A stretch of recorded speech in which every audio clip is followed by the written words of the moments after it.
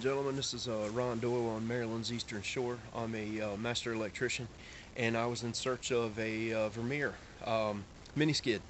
Ended up buying one from Hunter Allen of Annapolis Junction, Maryland. I am doing this video. This is a 100-hour review on things that I've done to it and the problems that have occurred with using it up to this 100-hour period. I've got some cue cards, so bear with me. Can't remember all this stuff, but this is the Vermeer 2021 CTX. I ordered it, bought it and ordered it back in December of 2020. During the pandemic, we had a lot of manufacturers just couldn't get product. People were out sick, or COVID restrictions limited manufacturing and shipping and receiving. So I was in search, looked at Ditch Witch, looked at Vermeer, looked at Bobcat, Kubota. The SCL 1000 wasn't available at the time. They had a release date and they weren't meeting the release dates. So I steered back at Vermeer because they have dual function controls, high flow lever and then a low flow lever for grapple, and seemed to fit my needs a little bit better than the Ditch Witch. Ditch Witch, they can add that accessory. But anyway, this is the 100-hour review. It's ordered it in ordered and paid for December of 2020. It was promised to be delivered on January the 30th. Their arrival date did not happen. Nature of the beast. Told Hunter Allen of Annapolis Junction, Maryland is who I bought it from. I told him that I had promised out jobs and I needed the machine to do heavy lifting for me. And Hunter helped me out. Vermeer of Annapolis Junction helped me out with a ATX-550 machine, which is a articulated loader. It pivots in the middle, and I was able to get some of my jobs done with that. So greatly appreciate it, Hunter. Thank you. But this machine actually came in March of 2020, and June the 8th had some hours on it. June the 8th had to do a adjustment, so Vermeer came down. They did an adjustment on operator present switch, and I questioned about the travel speed being forwards and backwards. Noticed that there was a difference in speed. Vermeer, they're doing it for safety. You're going 4.4 mile an hour forward. You're going 3.4 mile an hour backward. 1 mile an hour difference. I didn't like that, but hey, it is what it is. And then greasing the machine. Oh, they had to tighten up a hydraulic leak, and that was taken care of. It hasn't leaked since. And then the right side cylinder, the hydraulic cylinder on the right side of the machine, was rubbing inside the loader arm at between 40 to 50 hours of use. So I was told that they were going to replace the loader arm. So the loader arm was on order, and a hydraulic cylinder they were going to replace because it had been rubbing on that right side as standing on the machine, so it's on the right hand side of the machine. Vermeer came back to swap the loader arm out on August the 23rd, 2021. The loader arm came in, and it's so heavy, the guy had it in the back of his service truck, and the strap broke on the pallet. It slid forward, slid backward in transit. By the time he was aware of it, that what had happened, it had broke the tonneau cover, aluminum rolling tonneau cover out of the back of his service truck. The loader arm was all scratched up, beat up. It actually looked like he dropped it on the road. It was that bad. And so the service guy, he apologized for it. I mean, it wasn't his fault. Things happen. He got on the phone and called the service manager at Annapolis Junction, and they agreed to pick the machine up, do a repaint on the loader arm and install it, and they were wondering if I'd be okay with that, and I was fine with that. Didn't want to take it the way that it was, because my machine would look beat up right now, the loader arm would. So they picked it up on, they had a flatbed tractor trailer. They picked it up on August 25th, 2021, and they took it at 71.4 hours on the machine. And they had it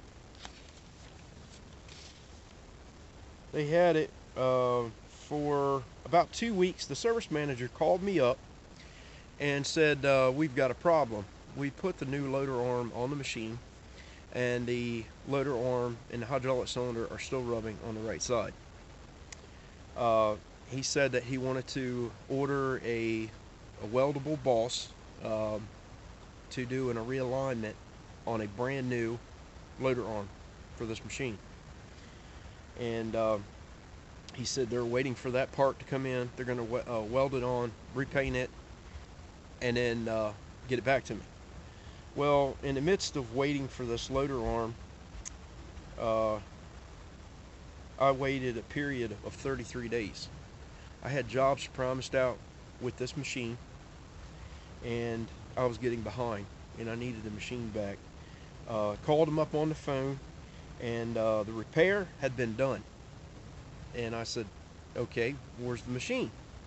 They said, well, we're having a problem with transport and getting it back to you. They said their service tech was on vacation, and one of them was out sick. So I said, well, I can't wait for it any longer. Where's it at? So they had me travel to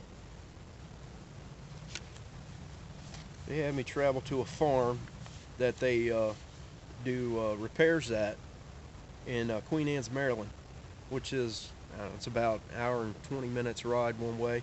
It's not too bad.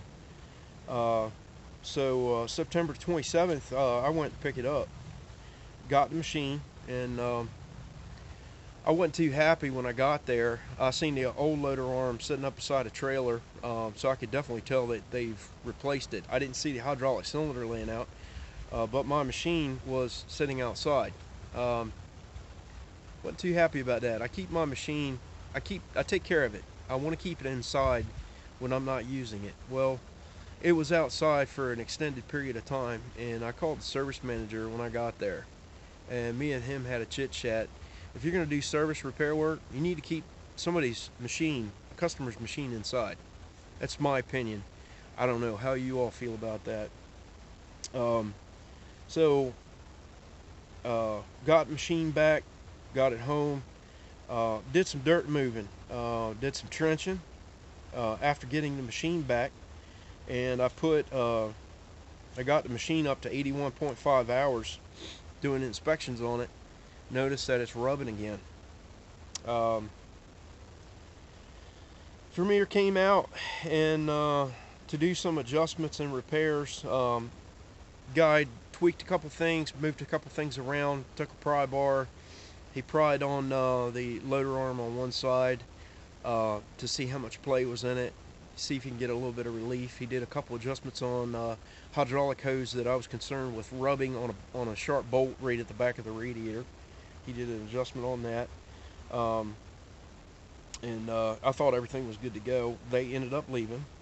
I started doing some root and tree removal. I've got a root rake, and I was tearing out some 10, 12-inch trees, and I noticed that it's rubbing, and now it's cutting paint on both sides. I was a little ticked. Currently it was at 91.5 hours. So I called Vermeer, and they came out again, having 95 hours on the machine, and I talked to them about the lack of clearance that the machine has in the loader arms where the cylinder is. Now me and the service manager had a chit chat on the phone, and I asked him, I said, the CTX-160 has the same engine, it has the same frame, it has the same loader arm as the CTX-160. And he said, correct. And I said, well, to get the lift capacity from the machine, I said they added counterweights. I said, did they change the size of the hydraulic cylinders? He said, I'm going to have to get back to you on that one. He made some phone calls, called me back. It was about, I don't know, 45 minutes later. And he said, Ronnie, he said, yes, they did. They upsized the cylinders to accommodate the weight capacity, carrying capacity of the machine. And kind of what I expected. This is why we're running into a problem here. Vermeer, you're falling short here, bud. You increase the size of a cylinder and you've only got a 1/4 inch of clearance on one side and 0 clearance on the other side of that cylinder. Rubbing inside that loader arm is not good. Right now, the rubbing is to a minimum. It's cutting paint. It's not cutting the steel yet. It's just shaving the paint off. Okay, that's only got 100 hours on it. What happens? I'm using it for a couple years. Warranty runs out. Now I know the loader arm has got a 3-year warranty on this loader arm. What happens when the bearings and the welded in bosses get a little bit of play in them, and they get a little sloppy? So the loader arm is up in the air. You get a little bit of sloppiness going up and down. Isn't that going to shear into the metal once it gets a little wear going into it? We're only shearing paint now. What's going to happen in a couple years? That's my main concern with this machine. I talked to the mechanic that came out at 95 hours, and he said they want to try one more thing. And they're thinking about taking a porta power with a pancake spreader, raising the arm up, sticking it inside the arm, and spreading the arm out ever so slightly. Give it about maybe another 1/8 of an inch of clearance. And I asked him, I said, are you going to have an engineer, a Vermeer engineer, involved in to making this decision? He said, well, he said it's just short of replacing the loader arm again. So we're back to square one.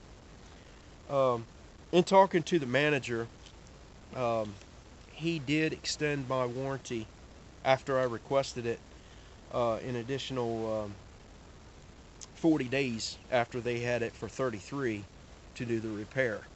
I was alright with that. I was lacking the use of the machine.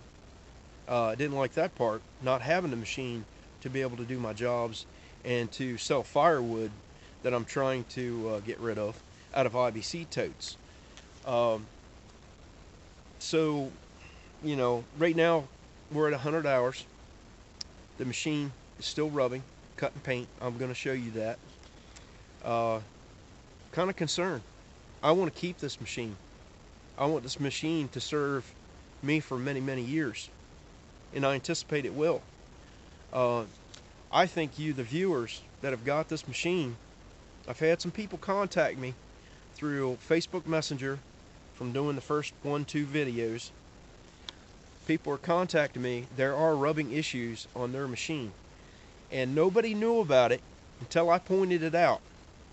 I can't be the only one with this problem.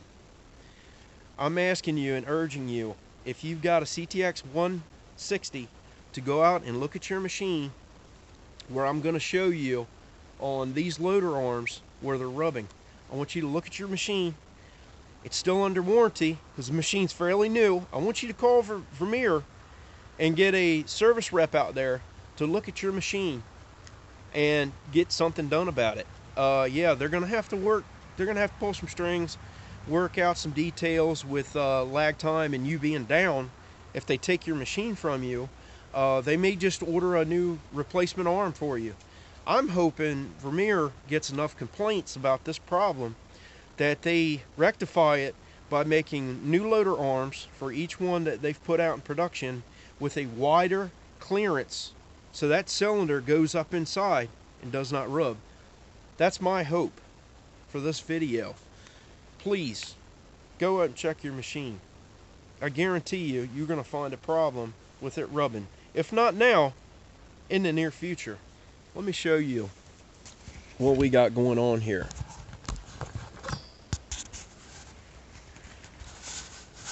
So, all right. Now this is the left side of the machine, and I did say that now it's rubbing on this side. All right. This is the new loader arm that they've replaced. You see the cylinder where it's cutting paint. Now, I might have to start the machine up. Let's see if I can show you. We're losing daylight here.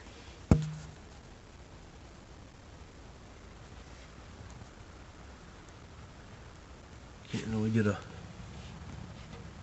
really get a good visual on that.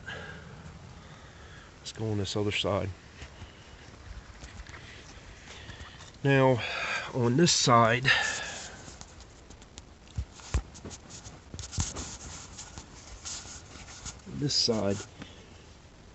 you can see it right there where it's cutting paint.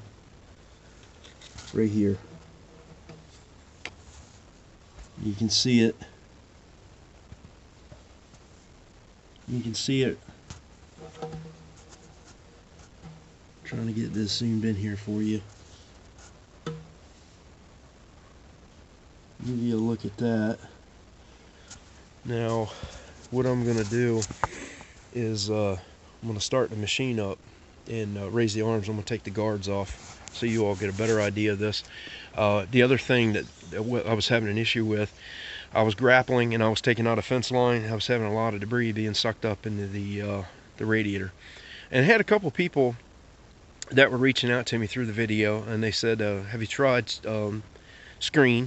porch screen, attaching it over top of these oversized holes to collect the grass before it gets to the radiator? And just so happened one day I changed the furnace filter out in my house. It a little dusty, and I said, I wonder if this furnace filter fits inside my machine. So I brought it out here. I lifted this up, slid this filter down inside. And this filter is a 20 by 24. It's a 20 by 24 filter by 1 inch thick. And it fit in there pretty good. And when I start the machine up, it sucks up into the grill.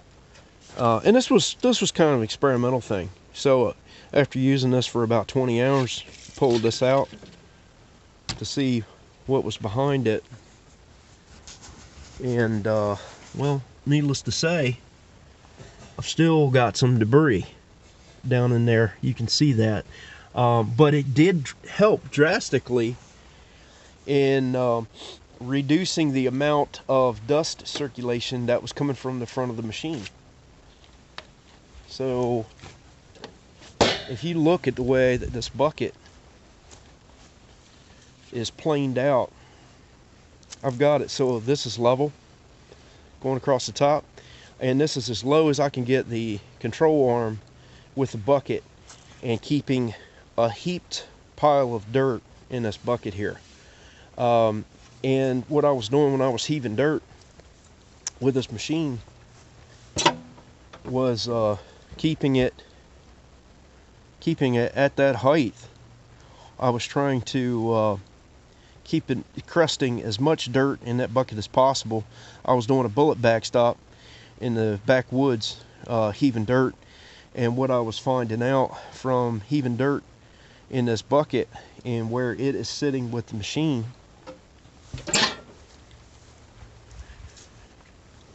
lines up with the vent ports that come out of here. Now this machine sucks it in from the back and blows it through the front, and what was happening was air was being forced out here so hard. Now the dirt that I was doing was powdery dirt. It was blowing over the mound of dirt that was in this bucket, and it was circling back around the machine and being sucked up back into the radiator, which in essence turned my whole work environment into a cloud of dust. I got done at the end of the day. I heaved dirt for about 3 hours that day. It was nothing but a cloudy mess. Very hard to breathe, to the point where I need to start wearing a respirator. What I'm gonna try experimenting with to reduce on the dust circulation is come up with some kind of deflector that deflects it more to the sides than coming straight out the front. Got to play with that a little bit. I'll give you an update on that. But running this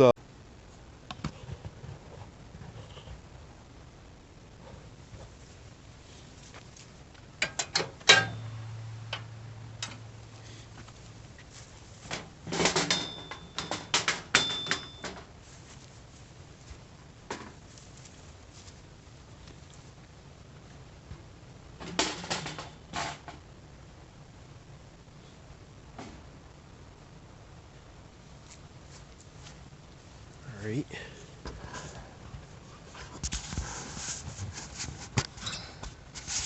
Let's give you a little better look at this. Alright, this is the left side loader arm. I'm on the left side of the machine.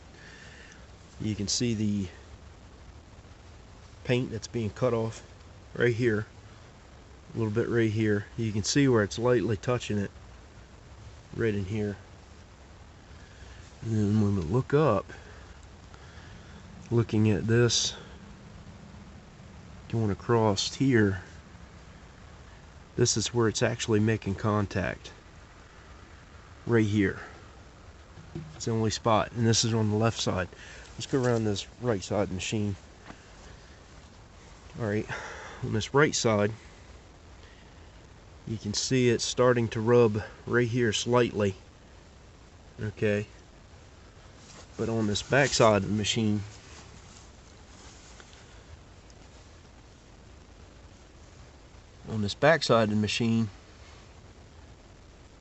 you can see it a lot better. And this is the right side of the machine. This is where I was originally having the problems, and where she's rubbing up here. Let's see if you can see that. Bear with me a second. You see where it's rubbing right across here? Most of the paint is missing right off of that. Now that boss that they had cut out was this one right here, and it is the upper support to the hydraulic cylinder. Now looking at the factory welded in boss, this appears to be dual shield MIG wire, which is an inner shielded wire with outer shielding gas. They call it dual shield, and that's actually a factory weld. Looking at this one, you can tell the weld looks a little bit different. Now he did a good job at doing the weld. I don't have any quarrels to that. But this appears to be possibly a 7018 arc weld, and not a dual shield weld. This is the one that was cut out and replaced on this brand new loader arm. Now I looked at signs just to make sure that they did swap this loader arm out. The original loader arm had a lot of MIG spatter all up and down inside of this channel between this guard and here. So, and the spatter's not there now, so I do know that they changed this out. Look, let's see, let's give you a little peek at this. So you've got the proof is in the pudding. And I got a bed reflection. You can see it's 100.2. So look, I want this video to be informative to you all on things to look for with these Vermeers in CTX-160, and I hope that you will take heed to the warning. I hope Vermeer will step up to doing the right thing and repairing this machine. I still love the machine, even with the problem. I want Vermeer to address it so that this problem will be fixed permanently with no repercussions, such as altering in the arm on the machine.